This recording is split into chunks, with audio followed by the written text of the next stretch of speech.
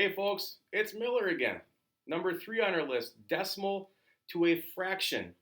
Conversation about this is kind of cool. Different ways you could think about this. Hearing the input, I'm well aware of how you guys are feeling about this, so let's get right to it. We talked about place value.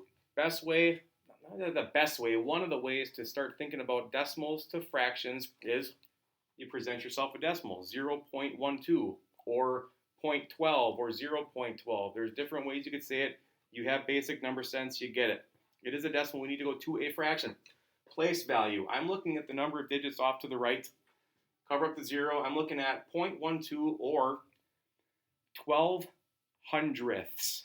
I know that there are two places to the right of the decimal point, the tenths and the hundredths. That's how you pronounce a fraction anyway, something over 100. Well, the fractions that we're dealing with. I'm literally going to take the two digits that I see, bringing them over here, add my fraction bar, 12 hundredths. All right? Think about if you take a test. Think about take a test. You might not do very well on it. Let's say you got a score of 12 out of 100. That's not very good. But if you got to convert that to a decimal or a decimal back to the fraction, two different ways to see it. 0.12, 12 hundredths. Simply said, in a fraction, 12 hundredths.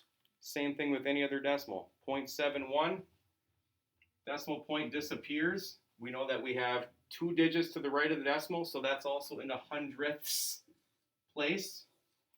Literally 71 hundredths, or 71 over 100. So decimal to a fraction, decimal point disappears, and you're putting that number over 100, at least the examples that we're going to do together.